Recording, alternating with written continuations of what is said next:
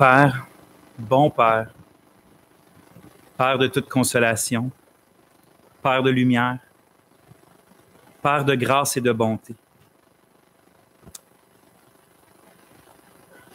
On t'aime, Seigneur, bien imparfaitement et parce que tu nous as aimés en premier. Mais on t'aime, Seigneur, puis on veut t'aimer plus. Puis on a besoin de toi. Puis on veut apprendre de toi. Dans ta parole, tu nous présentes souvent comme des soldats, comme des gens qui font des compétitions de la course, comme des gens qui doivent être sur leur garde, comme des gens qui sont à la guerre, qui doivent être toujours à l'affût. Et n'est-ce pas là, Seigneur, un de nos plus grands péchés, c'est la négligence d'être des sentinelles qui surveillent toutes les traits enflammés de l'ennemi dans nos vies. Notre tristesse, notre malheur, notre faiblesse ne vient pas si souvent, Seigneur, du fait qu'on néglige de surveiller, d'être sur nos gardes, d'avoir notre ceinture sain, d'avoir notre entendement, Seigneur, à l'affût. C'est pour ça que je veux te demander d'utiliser ta parole ce matin pour ouvrir nos yeux sur, oui, les dangers qui nous guettent, mais plus que ça, Seigneur, sur la protection que tu nous donnes outre ces dangers-là, par-dessus ces dangers-là. Tu es celui qui nous rend victorieux en toutes choses par l'amour que tu as pour nous. Mais Seigneur, on ne veut pas être négligent pour autant. On veut être des gens qui grandissent, des gens qui deviennent de plus en plus matures, des hommes et des femmes qui sont spirituellement de plus en plus forts, qui coursent de mieux en mieux, qui marchent avec persévérance. Et pour ça, Seigneur, on invoque ton Esprit Saint afin qu'il agisse dans nos cœurs ce matin, qu'il rende efficace la parole en nous. On te prie ces choses dans le nom de Jésus. Amen. Je suis vraiment content de voir vos visages à tous. Merci de vous être déplacés pour venir adorer Dieu ici, ensemble. Depuis quelques semaines, ma famille et moi, on fait des cultes familiales les jours de la semaine avant que les enfants aient à l'école. Donc, on s'approche de Dieu, on chante, on loue. Surtout, on va dans la Bible et on prie. Puis un récit qu'on médite ensemble depuis quelques semaines, c'est un récit dans l'Ancien Testament, puis c'est un récit que quand je le lis à chaque année, il ne manque jamais de réjouir mon cœur, d'enflammer mon adoration, de fortifier ma foi en Dieu. Et là, nous, ça fait quelques semaines qu'à chaque jour, on voit une petite partie de ce récit-là. Mais ce matin, je ne veux pas prêcher ce récit-là parce que c'est un texte que j'aime beaucoup, quoique c'est vrai. Mais c'est aussi plus important que ça. Je pense que c'est un des textes. En fait, c'est le seul texte dans l'Ancien Testament que je connais qui se répète autant de fois, mot à mot, dans l'entièreté du récit. C'est en fait 3 fois dans l'Ancien Testament, en 2 Chroniques, en 2 Rois, puis dans la prophétie d'Ésaïe, parce que Ésaïe était prophète en Juda à cette époque. 3 fois ce récit-là est redit en 2 chapitres complets, mot à mot. Ce récit-là, c'est celui où Dieu délivre une fois de plus, de manière extraordinaire, avec puissance, avec grâce, son peuple qui avait pour roi, un bon roi à cette époque, qui était le roi Ézéchias, qui habitait à Jérusalem. Puis il les délivre de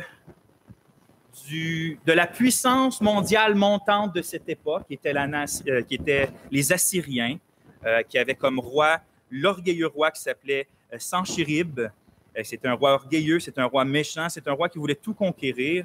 Il s'était rendu jusqu'en Juda, puis il voulait les détruire aussi, et Dieu les a libérés. On se trouve environ 700 ans avant la venue de Jésus-Christ.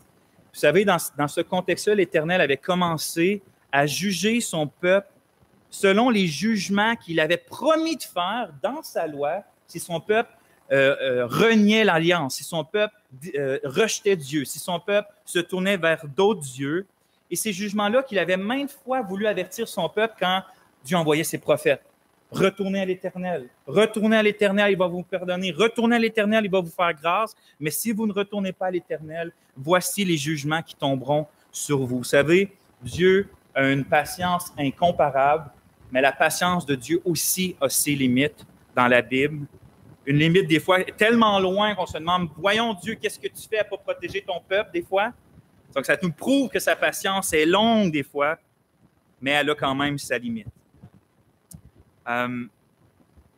Dieu, vous savez, avait commencé à utiliser le roi d'Assyrie afin de punir son peuple d'Israël. Les 10 tribus qui étaient au nord, qu'on appelle le royaume du nord, Israël, il y avait les 2 tribus au sud, mais pour les 10 tribus du nord qui s'étaient réellement éloignées de Dieu, qui s'étaient séparés de la maison de David, qui avaient les promesses que Dieu avait faites à la maison de David, ils s'étaient juste éloignés de lui au point de sacrifier leur enfant par le feu, au point de faire comme toutes les nations alentour.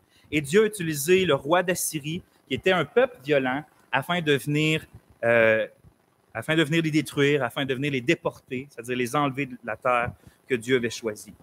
Mais vous savez, ce roi-là d'Assyrie, ce n'était pas un robot. Il agissait selon son propre cœur. Puis il n'était pas satisfait après avoir voulu détruire Israël. Donc, qu'est-ce qu'il a fait? C'est qu'il a continué. Il avait détruit les nations alentours, il avait détruit les 10 tribus au nord. Puis il voulait continuer son chemin, donc il s'est dirigé vers les tribus du sud, vers le royaume de Juda. Puis il s'est rendu jusqu'à Jérusalem, qui est la ville sainte, où que, bien sûr, Ézéchias, le roi, où qu'Ésaïe, le prophète, et où que le reste du peuple se trouvait. C'est donc, il vient alentour du peuple et il se campe alentour du peuple. Puis le récit qui touche mon cœur, puis qu'on a fait en famille, puis que je veux faire avec vous aujourd'hui, méditer avec vous, commence à ce moment-là, quand que les Assyriens entourent la ville de Jérusalem. Vous savez, Paul dit dans Romains 15, verset 4, « Or, tout ce qui a été écrit d'avance l'a été pour notre instruction, afin que par la patience et par la consolation que donnent les Écritures, nous possédions l'espérance. » Donc, ce récit-là qu'on va voir aujourd'hui, qu'on va méditer, c'est supposé être un récit qui nous instruit, qui nous donne la patience, de la persévérance et de la consolation. Sauf que je vais l'approcher un peu différemment que de mon habitude. C'est-à-dire que je ne vais pas prêcher le but principal du passage aujourd'hui. Ce que je veux dire, c'est que le but principal du passage, c'est de nous enseigner, c'est de nous démontrer qu'une fois de plus, Dieu dans sa grandeur, Dieu dans sa fidélité, Dieu dans sa bonté, Dieu dans sa justice, va réellement accomplir toutes les promesses qu'il a dit à son peuple, qu'il a fait en Abraham, puis qu'il a répété en David. Autrement dit, si Ézéchias et le peuple meurent là, c'est toutes les promesses du salut dans le Messie qui tombent en même temps. C'est toutes les promesses faites en Abraham, puis ensuite de ça, spécifiées dans la lignée de David, qu'un descendant de David va être roi sur son peuple. Si Ézéchias, qui est un descendant de David, et que tout Juda meurt là, c'est le plan de la rédemption qui tombe à l'eau. Il n'y a plus de descendants de David possible, donc la promesse ne s'est pas accomplie. Mais encore une fois, ce qui est grandiose, c'est que le texte nous enseigne que la délivrance, que la puissance qui nous délivre, la puissance par laquelle Dieu nous délivre est plus grande que tous les plus grands ennemis qu'on peut avoir et que la grâce surabondante de Dieu est infiniment plus grande que le péché que le peuple peut avoir commis contre l'Éternel. Et donc, le but principal de notre passage, comme je pense tous les passages de l'Écriture, c'est premièrement de nous proclamer Dieu, de nous parler de Christ, puis de la promesse de la rédemption. Mais ce n'est pas ça que je vais vous prêcher aujourd'hui. C'est le but principal du passage, mais ça ne veut pas dire qu'il n'y a pas d'autres vérités qui se trouvent dans ce passage-là, qu'il n'y a pas d'autres choses à méditer. Vous savez, l'apôtre Paul, il dit ailleurs, en 1 Corinthiens, après avoir décrit différentes histoires, différents épisodes du peuple d'Israël dans le désert, il va dire en 1 Corinthiens chapitre 10, verset 11, « Ces choses leur sont arrivées pour servir d'exemple, et elles ont été écrites pour notre instruction, à nous qui sommes parvenus à la fin des siècles. » Donc oui, il y a comme une révélation principale dans la Bible qui montre le plan que Dieu fait de se racheter un peuple en Jésus-Christ. Mais ça ne veut pas dire que dans tous ces exemples-là, puis dans toutes ces histoires-là, il n'y a pas d'autres principes, d'autres vérités qu'on peut ressortir qui est bon pour notre vie avec Dieu. Celui qu'on va méditer aujourd'hui, je pense que c'est un exemple assez bien imagé d'une vérité ou d'un aspect de la vie chrétienne qu'on a souvent tendance à négliger, surtout ici en Occident, c'est celle du combat spirituel. Celle du combat spirituel. Parce que vous savez, on ressemble vraiment au peuple qui était enfermé à Jérusalem à cette époque-là. C'est-à-dire qu'on attend les accomplissements totaux des promesses que Dieu nous a faites, que l'Éternel nous a faites, mais pendant ce temps-là, On est entouré d'un ennemi qui a une fureur puis une malignité interne qui nous entoure et que son but premier, c'est de détruire, de vaincre notre foi par des attaques répétitives. Tout comme Rabshakeh, qui était le porte-parole du roi d'Assyrie, qui était le commandant de l'armée, Rabshakeh, il arrive en entour et entoure Jérusalem, puis son but premier, par ses paroles, c'est de faire que le Ézéchias et surtout le peuple perdent confiance en Dieu, s'éloignent de Dieu, abandonnent Dieu. Et donc, je trouve que le passage aujourd'hui, c'est une image assez forte, assez représentative du combat de la foi. Plus précisément, il y a plein de choses qu'on pourrait voir. On va passer probablement plus qu'un message dessus. Mais ce qu'on va commencer à parler aujourd'hui, c'est que dans ce texte-là, tout le chapitre 18, en fait, de 2 Rois, on voit 8 techniques du diable contre la foi du croyant. 8 techniques du diable contre la foi du croyant. C'est le titre de la prédication. Puis vous allez voir que même si ça s'est passé 700 ans avant Christ, le diable qui a inspiré à Rabshakeh les paroles pour faire perdre la confiance au peuple, les techniques qu'il a utilisées pour ébranler la foi du peuple enfermé à Jérusalem, vous allez voir que c'est toujours les mêmes aujourd'hui. On ne va pas voir toutes les techniques du diable. On va commencer à en voir 5 aujourd'hui dans ce passage-là. Vous allez voir qu'elles sont encore les mêmes aujourd'hui. Ces techniques n'ont pas changé. À la limite, elles se sont affinées. Mais avant d'aller plus loin dans le passage, une question pour vous, frères et sœurs. Répondez juste dans votre cœur. Est-ce que vous croyez au diable? Je ne me demande pas si vous faites confiance au diable. Demandez ce que vous croyez au diable. Et là, je sais, vous êtes tous des bons chrétiens vous avez lu la Bible, fait que là, bien sûr, vous croyez au diable parce que la Bible dit que le diable existe, donc le diable existe. Mais ce que je veux plus préciser, c'est, dans le fond, mon questionnement, c'est plutôt de savoir, est-ce qu'on fait juste croire le fait que le diable existe, la doctrine que le diable existe, nous savons, nous confessons que le diable existe, ou on va plus loin que ça, puis on croit qu'il est réellement actif, que c'est un vrai être qui est spirituellement actif, que c'est un être qui est réellement en furie contre nous, et que c'est un être qui réellement a pour but premier de nous faire déchoir de la foi. Son but premier avant la foi, c'est de nous empêcher d'avoir la foi, c'est de nous éloigner de l'Évangile ou de faire que l'Évangile ne fructifie pas dans notre vie. Mais quand Dieu fait son œuvre dans notre cœur et qu'il n'a plus rien empêché de l'œuvre de l'Esprit Saint, son but après, c'est de s'attaquer à notre foi, c'est de la faire faiblir, c'est de nous en faire déchoir, c'est de nous rendre misérables malgré qu'on soit chrétien. Est-ce que ça, vous le croyez? Parce que vous savez, j'ai l'impression parfois qu'on a des frères et sœurs en Occident, mais ailleurs aussi, qui ont tendance d'aller dans un extrême, c'est de voir Satan partout, mais partout. Exemple que je tousse, c'est Satan. Si j'ai une grippe, c'est Satan. Si un arbre tombe sur mon chemin, c'est Satan. Si la télé arrête, c'est Satan. Tu sais, Satan, il est partout. Là. C'est quasiment un être omniscient, omnipotent, omniprésent. Mais de l'autre côté, surtout en Amérique du Nord et au Québec, j'ai l'impression que nous, on a tendance à le voir nulle part. Comme si les forces démoniaques seraient juste pas actives, férocement actives, pas juste dans la culture qui nous environne, mais concrètement même dans nos vies personnelles. Tu sais, j'ai l'impression que pour nous, en Occident, les troubles mentaux, c'est jamais Satan. Nos afflictions, c'est jamais Satan. Nos peurs, c'est jamais Satan. Les pensées qui nous assaillent, c'est jamais Satan. J'ai l'impression qu'on a tendance à, les épreuves qui nous arrivent, ça peut jamais être Satan. J'ai l'impression que pour nous, on le voit nulle part, tandis qu'un autre extrême, c'est de le voir partout. La réalité, c'est que c'est vrai qu'on est constamment bombardé jour après jour par des traits enflammés du malin. Vous savez, je n'ai pas besoin de vous le répéter 100 fois, la Bible nous dit que c'est un lion rugissant qui attend, qui dévorer, qui tourne alentour de nous avec ses anges déchus, dont le seul plaisir, en fait, ils n'ont aucun plaisir à arrêter d'essayer d'attaquer notre foi. Là. Ils ne prennent pas de pause. C'est pas qu'à un moment donné, ils disent « Bon, Satan, ça n'a pas marché, je vais passer à autre chose. » C'est leur unique et seule mission. Ils détestent Christ. Christ est inatteignable. Il attaque son corps, qui est l'Église. C'est pour ça que, frères et sœurs, si on veut être des bons soldats de Jésus-Christ, on doit absolument être sur nos gardes et pas juste premièrement, réaliser qu'on est sur un champ de bataille, mais aussi être, qu'on réalise qu'on est sur le champ de bataille, de réaliser le danger, mais aussi d'apprendre à connaître les tactiques de notre ennemi, les techniques que notre ennemi peut prendre pour nous attaquer. Parce qu'un bon capitaine d'une armée, il ne fait pas juste connaître très bien son armée, ses soldats, son équipement, les choses.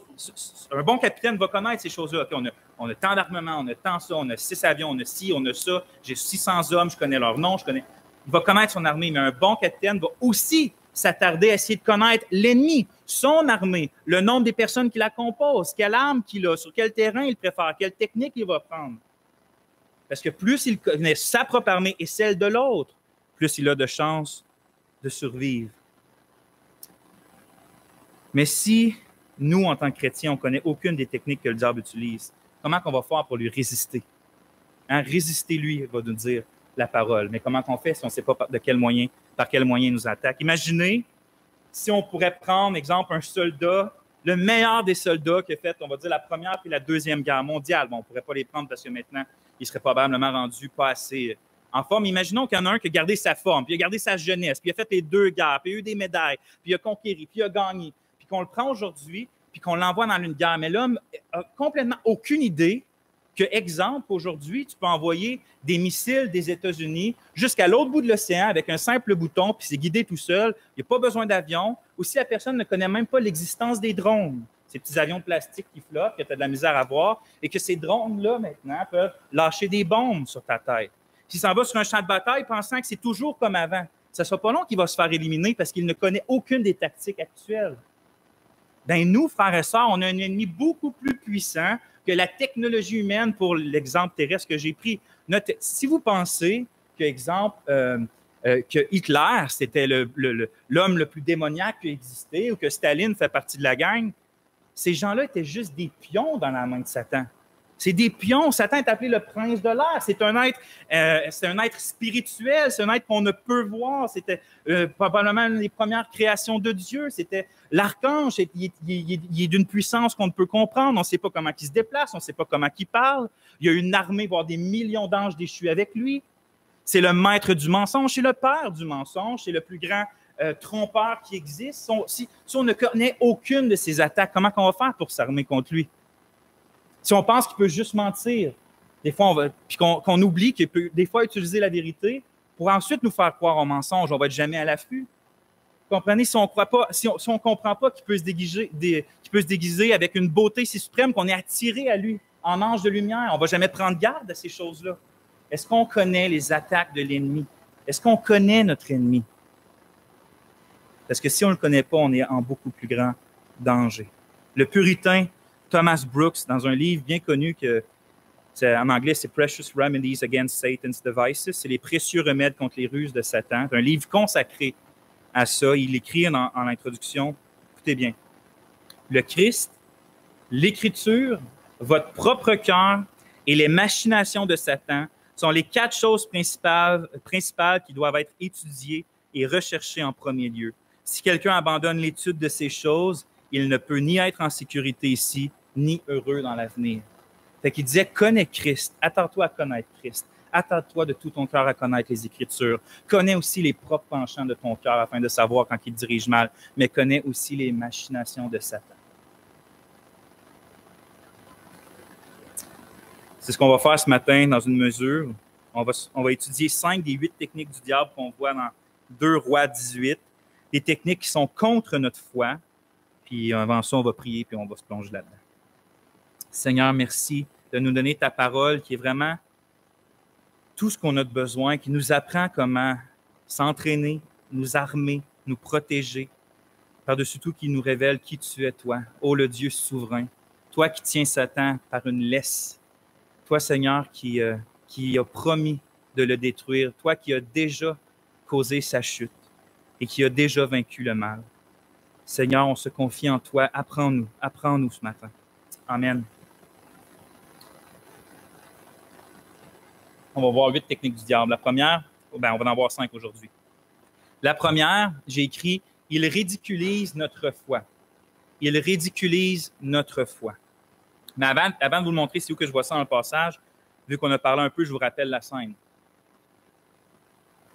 L'armée du roi d'Assyrie, son représentant Rabshakeh, qui est probablement juste un titre, sont campés alentour de Jérusalem. Puis à l'époque, au lieu de juste détruire immédiatement la ville, tu l'entoures, puis t'empêches la nourriture de rentrer, puis l'eau de rentrer, puis t'attends. Tu fais ça parce que, premièrement, tu affaiblis le peuple, et que tu le mets dans une extrémité, parce que le but premier, c'est qu'il abandonne de lui-même, puis qu'il se rend à toi, puis qu'il se rend esclave. Ça te fait de la main-d'œuvre. Puis si jamais il veut jamais se rendre, mais tu l'as assez affaibli que c'est plus très dur à battre après, tout le monde est à moitié mort de faim et de soif déjà. Donc, c'est la situation qui se trouve là. Le peuple entoure Jérusalem. Jérusalem manque d'eau. Jérusalem manque de nourriture. Donc, le but, c'est de décourager le peuple pour qu'il se rende de lui-même. Et donc, le Rabshakeh se trouve devant la muraille de Jérusalem et parle au peuple, il parle aux représentants du roi, puis il parle au roi lui-même. Et on lit à partir du verset 19. Regardez bien comment Rabshakeh commence à leur parler. Au verset 19 jusqu'à 22, moi, je suis dans la version Darby ce matin. Et le Rabshakeh leur dit, dites à Ézéchias, ainsi dit le grand roi, le roi d'Assyrie. Quelle est cette confiance que tu as? Tu dis, ce ne sont que des paroles des lèvres. Le conseil et la force sont là pour la guerre. Maintenant, en qui te confies-tu que tu te révoltes contre moi? Or, voici, tu te confies en ce bâton de roseau cassé, en l'Égypte, lequel, si quelqu'un s'appuie dessus, lui entre dans la main et le perce. Tel est le Pharaon, roi d'Égypte, pour tous ceux qui se confient en lui. Puis écoutez bien à partir de là. Parce que là, il l'accuse. D'abord, si tu mets ta confiance dans le roi d'Assyrie, là, sache que ça va être à ta perte. Mais regardez bien ce qu'il dit après. Que si vous me dites, nous nous confions en l'Éternel, notre Dieu, 3 petits points, n'est-ce pas lui dont Ézéchias a ôté les hauts lieux, les autels, en disant à Juda, à Jérusalem, vous vous prosternerez devant cet autel-ci à Jérusalem. Maintenant, cette dernière phrase-là, juste pour pas qu'on soit mêlé, c'est que le Rabshakeh ne comprenait pas. Ézéchias avait vraiment enlevé les hauts lieux qui se trouvaient un peu partout en Juda parce qu'il voulait plaire à Dieu. Puis Dieu avait dit, vous allez juste m'adorer, puis m'offrir des sacrifices au temple. C'est là que vous allez enseigner de ma loi. Puis le peuple, quand il s'en allait, il faisait des petits sacrifices partout, des hauts lieux. Puis là, il invoquait Dieu de la nation qui pensait, puis il cherchait Dieu selon leur propre imagination. Puis c'est toujours comme ça que le peuple s'éloignait. Mais Ézéchias, en croyant puis en homme de Dieu, il a tout enlevé ça. Mais le Rabshakeh ne comprenait pas que c'est des œuvres qu'il faisait pour Dieu. Lui, il pensait, regardez, votre Ézéchias, il vous a enlevé vos endroits pour adorer l'Éternel en qui vous vous confiez. Fait qu'il ne comprenait pas les œuvres qu'Ézéchiel faisait. Mais où je veux porter votre attention, c'est surtout quand il dit, si vous me dites, nous nous confions en l'Éternel, notre Dieu. En qui mets-tu ta confiance? Vous me dites ça que vous mettez votre confiance en l'Éternel. Qu'est-ce qu'il est en train de faire, le Rabshakeh?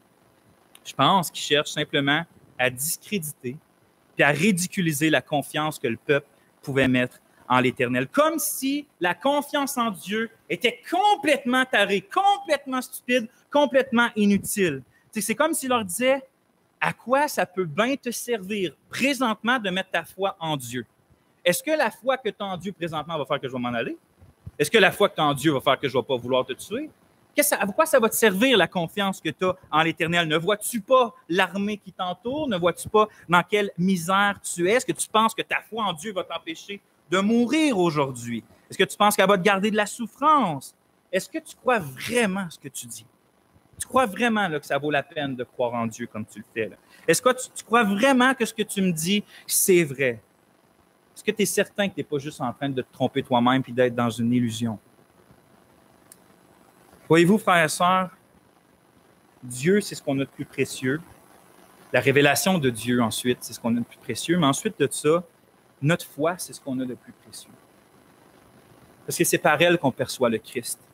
C'est par elle qu'on est unis à lui. C'est pour cette raison-là que l'une des techniques du diable, c'est d'envoyer des moqueurs qui vont ridiculiser puis discréditer notre foi comme si elle était stupide, puis dans le but de juste un peu nous ébranler de notre fermeté. Juste pour nous faire douter, voyons, c'est-tu stupide que je suis en train de croire? Là?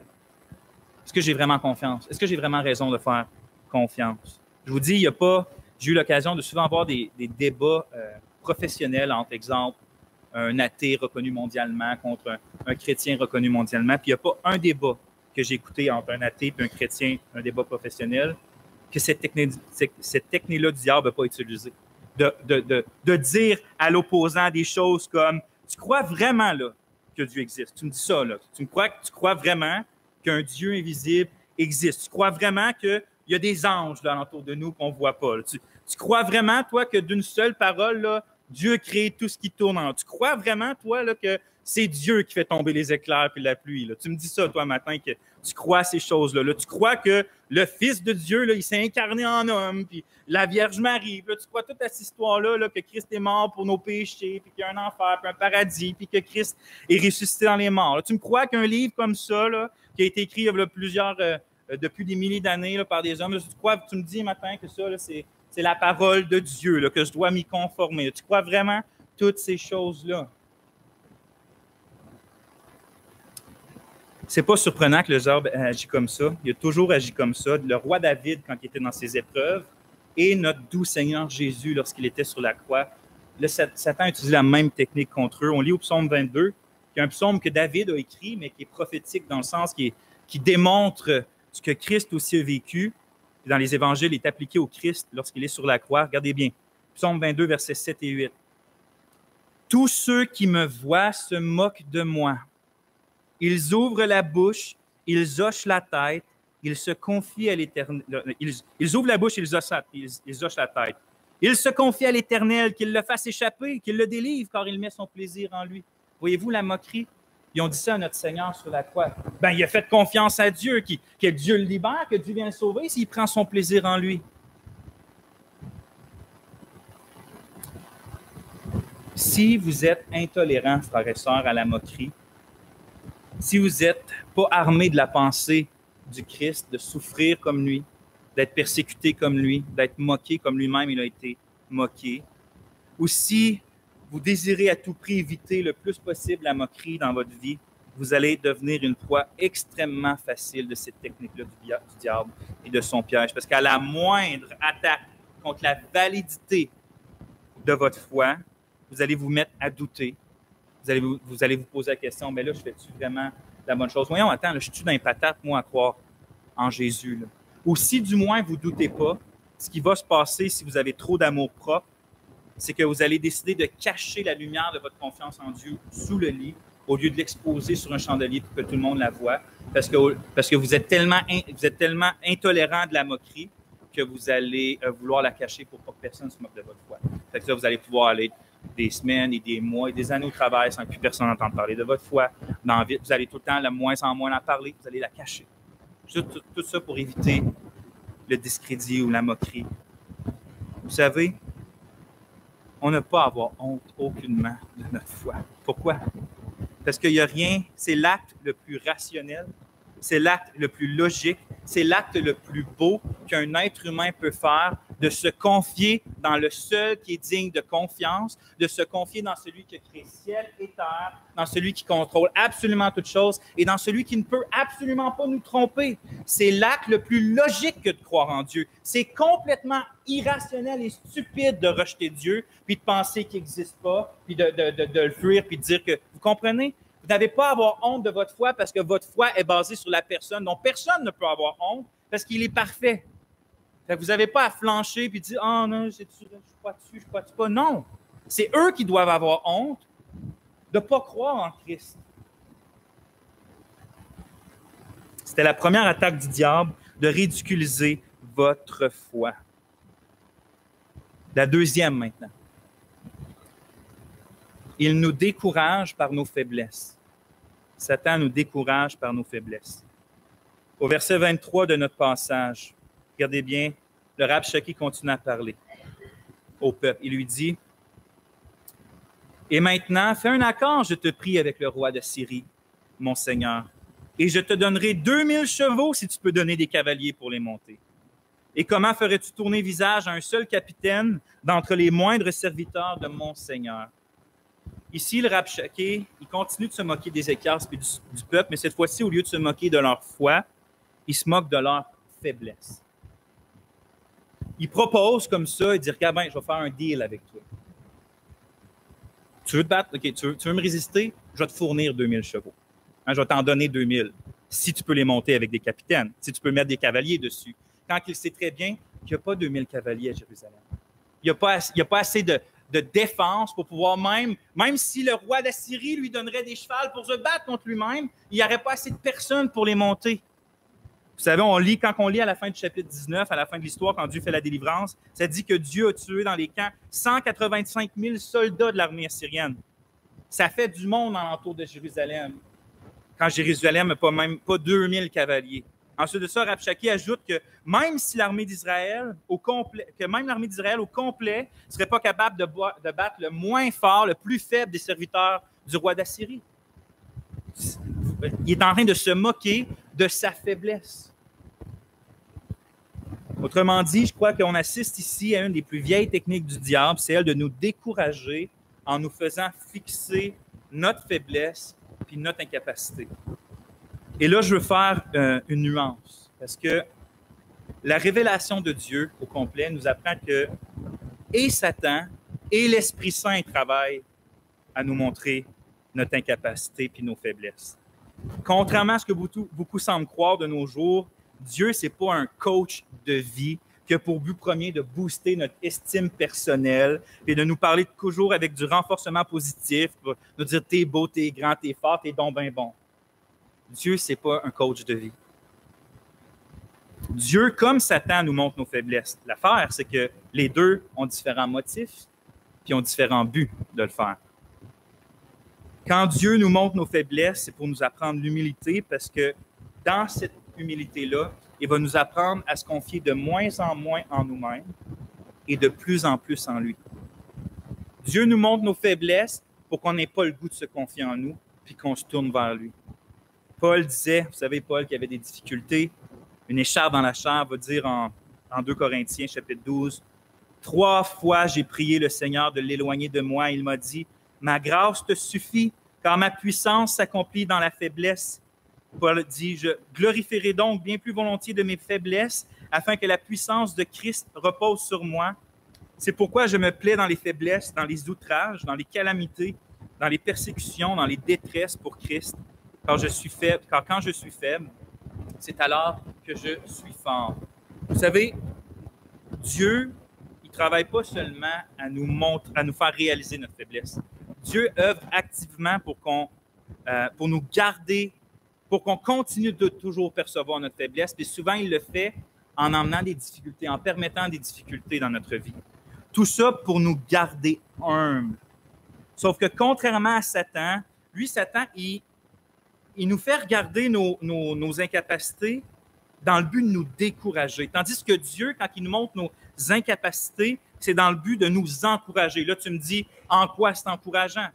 C'est très simple, c'est parce que plus on est conscient de la grandeur et de la réalité de notre incapacité, plus on va être prompt à regarder au seul dans lequel on a des capacités, au seul dans lequel on a de la force, c'est-à-dire dans notre Seigneur Jésus-Christ. C'est pour ça que Dieu nous montre nos faiblesses, pour nous encourager, pour nous attirer à Christ, parce que c'est en lui seul qu'on trouve et courage, et joie, et force, et paix. Mais lui, Satan, quand il nous fait regarder notre incapacité dans un miroir, il met ça devant nous, un grand miroir, il dit « Regarde-toi ». Mais il fait tous ses efforts après pour que nos yeux restent fixés là. Pour que nos yeux regardent tous les petits détails de notre faiblesse, puis restent que là. Qu'à longueur de journée, on fixe notre faiblesse au point qu'on en vient à penser que nos faiblesses sont plus grandes que la grâce puissante de Dieu. Il nous fait subtilement croire que Dieu ne peut pas réellement nous aider, exemple, à mortifier de manière définitive des péchés dans notre vie. Il va commencer à nous faire croire que notre détresse ou notre épreuve est si accablante que la grâce de Dieu ne peut pas venir nous aider à la surmonter. De manière concrète, ce que je veux dire, c'est que Satan va nous faire croire, par exemple, que Dieu ne peut pas nous sortir d'une dépendance. On est tellement dépendant, tellement faible, que même Dieu ne peut pas t'en sortir. Satan va nous faire croire que on a tellement un mauvais trait de caractère que même Dieu ne peut pas nous en libérer. Des fois, j'entends ça, mais moi, j'ai tout le temps été bête dans la vie. Fait que, je ne peux pas arrêter d'être bête. Satan nous fait croire qu'on ne peut pas changer, même dans nos traits de caractère qui sont mauvais. Il nous fait croire que Dieu ne peut pas nous aider à surmonter la douleur que c'est de perdre un être cher. C'est trop grand, c'est trop douloureux, c'est trop souffrant. Il va nous faire croire que la puissante grâce de Dieu ne peut pas nous consoler et même nous réjouir à l'exemple de Paul en face de la maladie puis de la mort. Lui, Dieu, au contraire, quand il nous place devant un miroir, il le fait pour qu'on se voit, mais il place un miroir là, puis tout alentour de nous, comme ça, il place des images du Christ Jésus. Parce que le but de Dieu, c'est pas qu'on reste les yeux fixés sur le miroir, c'est qu'on reste les yeux fixés sur Jésus. Mais on a tellement une nature prompt à se détourner du Christ qu'à la seconde qu'on arrête, qu'on cherche à se détourner du Christ, on tombe sur le miroir de nous-mêmes, on retrouve nos faiblesses dans le but d'être assez dégoûté pour vite se retourner vers celui seul qui peut réconforter nos cœurs, dans lui seul qu'on trouve la force. Fait que oui, Dieu, comme j'ai dit, nous montre notre faiblesse, mais c'est pour que, automatiquement, quand on les voit, on retourne à notre merveilleux Jésus. Parce que Satan, lui, veut nous décourager par nos faiblesses. C'est ce que j'ai écrit comme deuxième technique. Satan cherche à nous à décourager notre foi par nos faiblesses.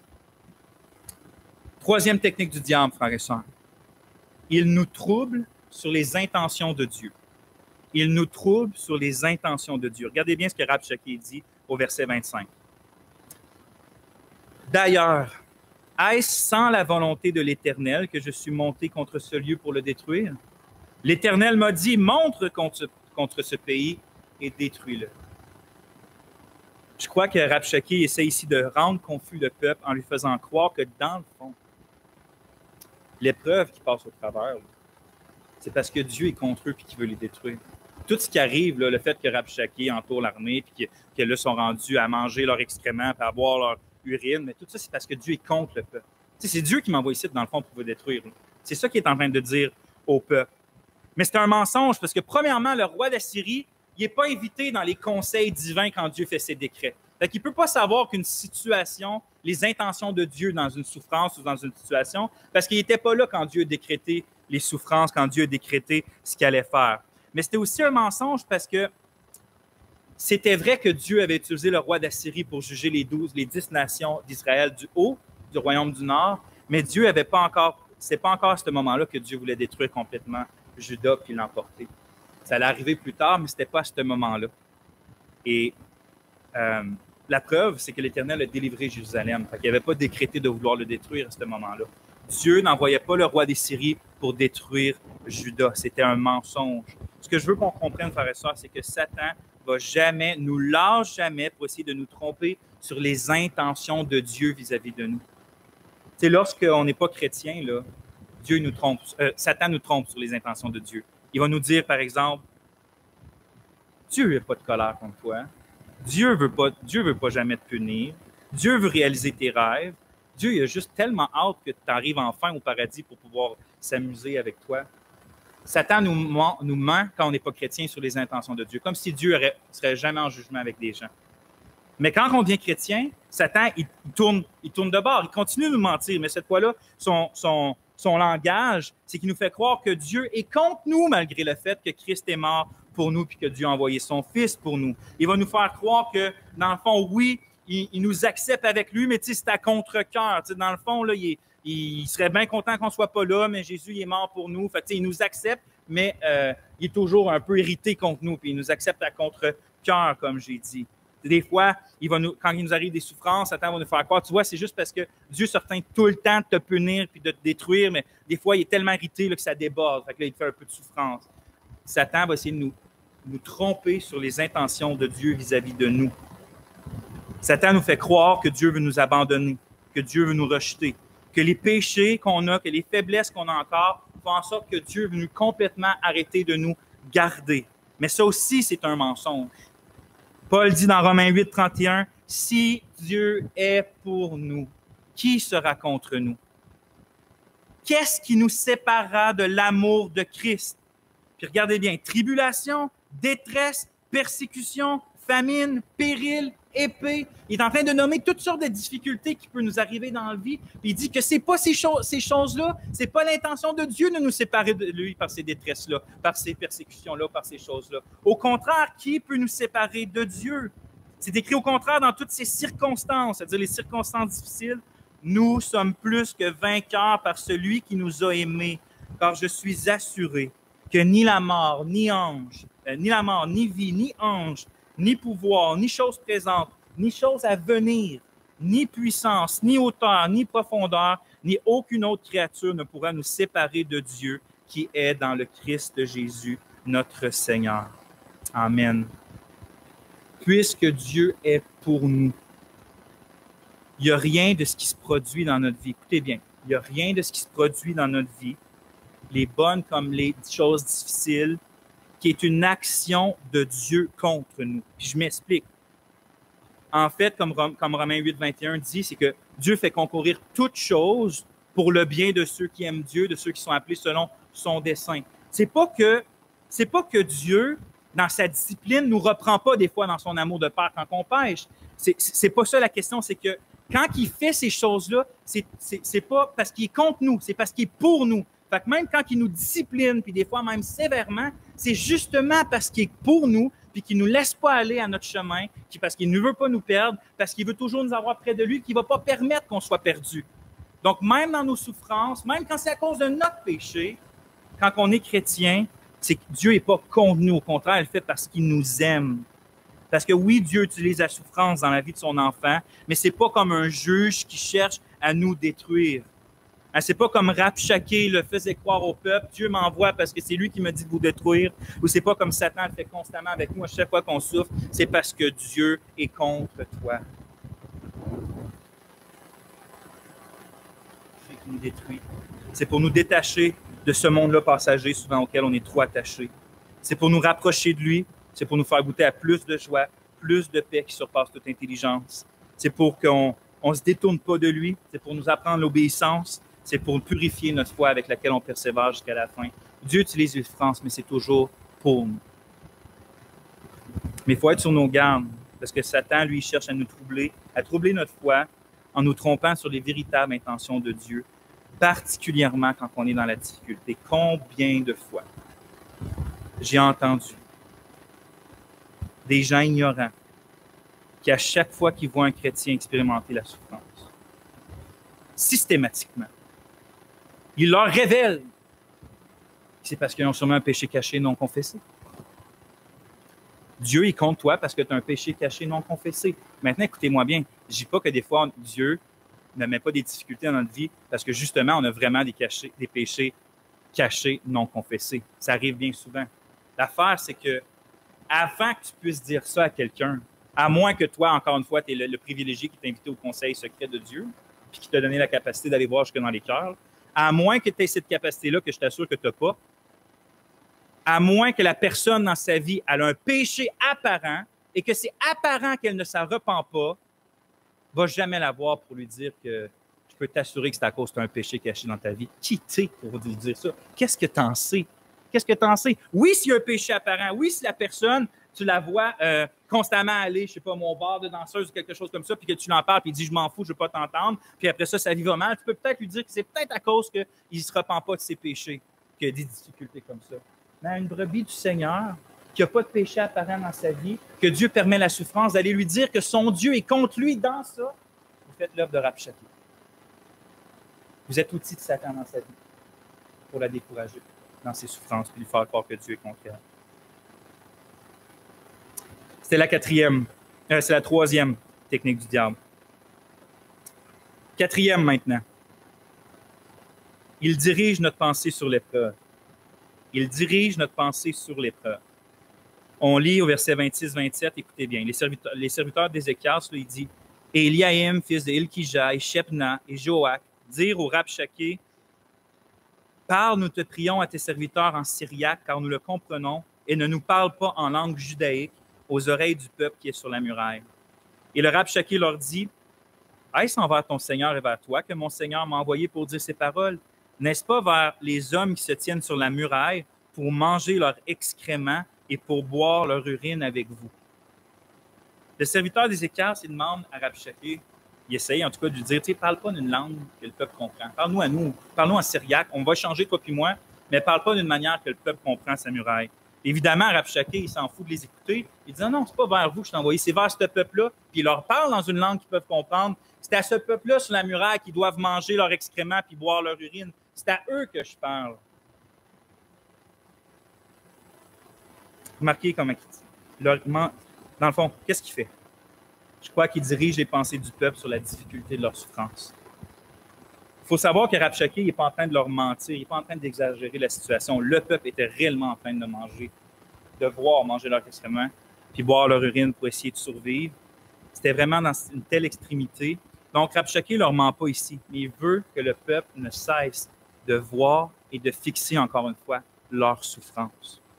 Il ne veut jamais que ça sorte de leur tête. Il veut qu'ils ne voient que ça et qu'ils ne pensent qu'à ça. Parce qu'on va voir dans le prochain message qu'une des techniques de Satan, c'est justement de tromper par le trait du péché, puis qu'il va leur proposer, il va dire, regarde, si vous venez avec moi, vous allez manger votre pain, vous allez manger ci, vous allez avoir du miel, vous allez avoir du lait, vous allez avoir vos terres. Mais avant d'en arriver là, il doit leur faire voir la difficulté de leur souffrance. Encore une fois, c'est l'une des techniques les plus efficaces de Satan, puis qu'il utilise presque toujours quand on souffre, puis quand Dieu permet la souffrance dans nos vies. Il nous fait regarder les souffrances que souvent lui-même il nous accable avec. Parce que vous savez, Satan, il est malicieusement rusé. C'est l'ancien serpent. Puis il sait très bien que notre foi, elle carbure uniquement quand on a les regards sur Dieu. Notre foi, elle n'est que nourrie par une appréhension de Dieu, quand on contemple Dieu, quand on connaît Dieu. Fait que, dans le fond, parce que la foi, c'est quoi? C'est de faire confiance, c'est de percevoir Dieu, lui faire confiance, puis de le recevoir. C'est de le recevoir comme un objet de confiance, comme une personne dans laquelle on s'appuie.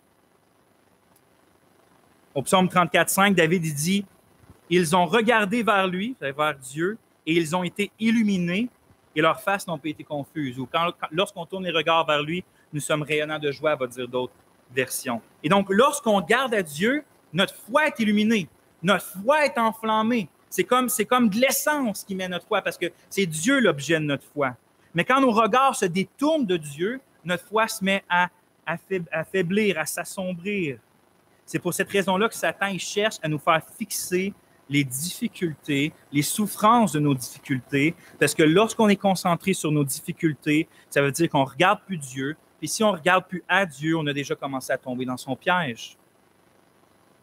Pensez à Pierre. Lors de la tempête, quand Jésus est arrivé sur les eaux. Viens, Pierre. Pierre sort de la barque, regarde au Christ, commence à marcher sur les eaux vers le Christ, décide de commencer à voir la grande tempête et les vagues, prend peur, commence à s'enfoncer. Il a commencé quand à s'enfoncer et à douter? Lorsqu'il a dévié son regard du Christ et qu'il les a tournés vers la situation présente, la circonstance difficile. Dieu, il te dit dans l'épreuve, regarde à moi, fixe rien d'autre, regarde à moi. Je sais que c'est difficile, tu ressens que c'est difficile, mais regarde à moi, fixe-moi. Mais quand Dieu nous dit de fixer lui, Satan il est juste à côté puis il nous dit non, regarde l'épreuve. Regarde pas Dieu, regarde comment ça fait mal. Regarde comment la tempête est terrible. Regarde comment tes enfants ne suivent pas le Seigneur. Regarde comment ton mariage va pas bien. Regarde comment ton travail est difficile et insatisfaisant. Regarde comment ta maladie est souffrante. Regarde comment tu es triste puis seul dans ta solitude. Il nous fait regarder quoi? Les souffrances, pour nous dévier notre regard de Dieu. Puis quand il a fait ça, il a déjà commencé à gagner. Parce que notre seul moyen de se battre, c'est d'avoir comme David va dire, il y a des je pense il dit comme un oiseau qui est pris dans un filet, il dit moi je regarde vers toi. T'sais. Fait que l'oiseau, qu'est-ce qu'il fait quand il est dans un filet? Il regarde à Christ. David il regarde à Dieu. Mais nous, notre seule puissance contre Satan, en réalité, l'ultime, c'est de regarder à Dieu par la foi. Notre foi demeure forte. Notre foi demeure inébranlable. À moins qu'on le détourne. Et donc, Satan cherche à ébranler notre foi en dirigeant nos pensées sur l'épreuve. Dernière technique pour aujourd'hui, c'est la 5e. On va en avoir 3 la prochaine fois. Mais la 5e, j'ai écrit « Il nous détourne des frères et sœurs que Dieu envoie pour nous fortifier. » Il nous détourne des frères et sœurs que Dieu envoie pour nous fortifier. Je vois ça au verset 28, 30 et le verset 32, je vous les lis. Et le Rabshakeh se tint là et cria à voix haute en langue judaïque encore, et par là il dit « Écoutez la parole du grand roi, le roi d'Assyrie. Ainsi dit le roi, qu'Ézéchias ne vous trompe point, car il ne pourra pas vous délivrer de la main du roi.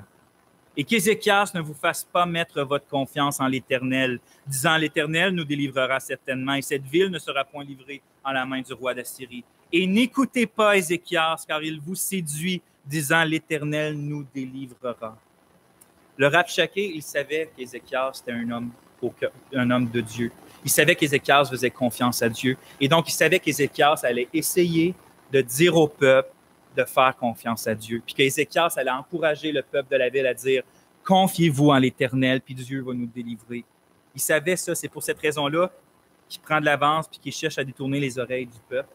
Il cherche que le peuple n'écoute pas Ézéchias, mais quoi? Qu'il écoute la parole du grand roi d'Assyrie à la place.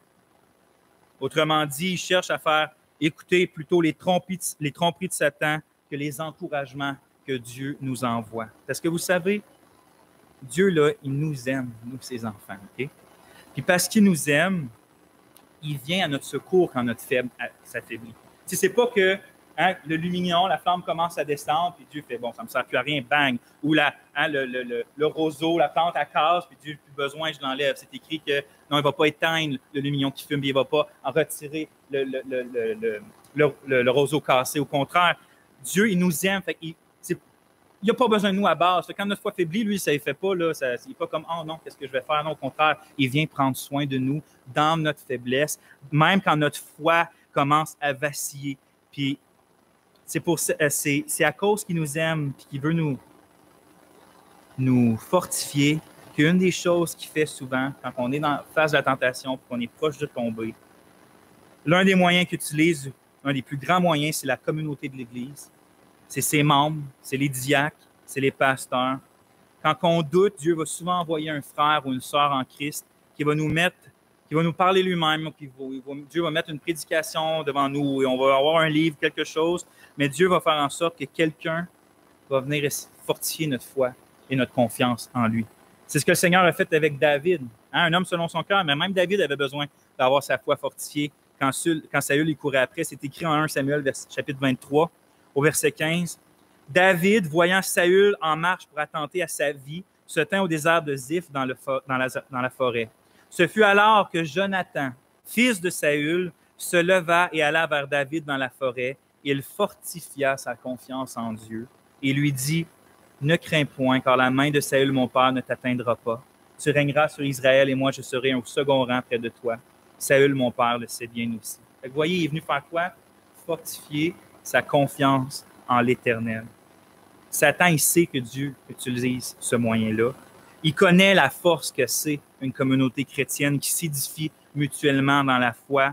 Il sait que, parce que pourquoi une communauté comme ça, c'est aussi fort, c'est parce que quand toi, tu es faible, puis ça l'arrive, mais l'autre qui est fort peut venir fortifier ta confiance. Puis quand ça donne que toi, tu es fort puis que l'autre est faible, ben, tu es là pour pouvoir fortifier sa confiance en Dieu. C'est pour cette raison-là que le vieux serpent cherche à nous séparer constamment les uns des autres. Il veut que tu détournes l'oreille de tes pasteurs, de tes frères et sœurs qui sont matures et qu'il t'envoie.